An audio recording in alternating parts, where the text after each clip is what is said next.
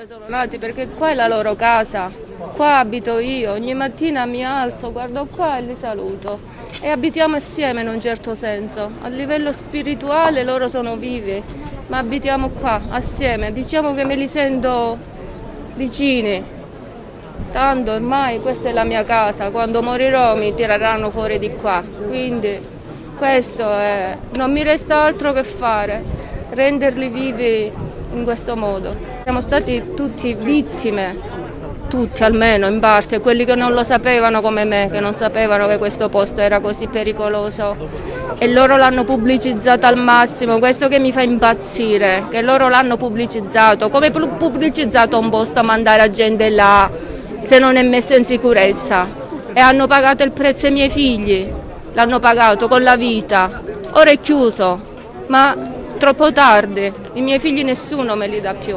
Ci sono stati sempre vicino e se ne sono dimostrati anche ora, perché se non era per il loro aiuto, ovviamente come ho detto dal sindaco e dell'Arma dei Carabinieri, da sola ovviamente non ce l'avrei potuta fare. Abbiamo voluto intitolare questa strada a questi ragazzi perché ne rimanga il ricordo, ma il ricordo c'è perché l'Arma è vicino alla famiglia Mulone.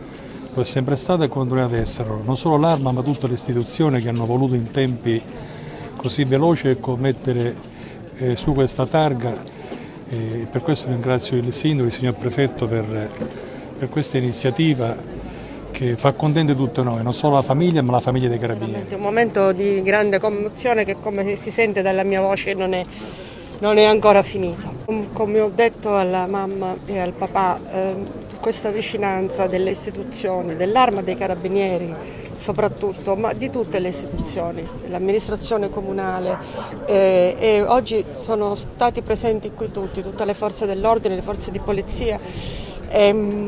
Questo deve aiutarli a non sentirsi soli. Questo è un vuoto che non si potrà colmare mai, ma sicuramente vissuto in solitudine sarebbe stato ancora più straziante. Grazie all'amministrazione comunale, grazie soprattutto all'Arma dei Carabinieri che non abbandona mai i suoi figli.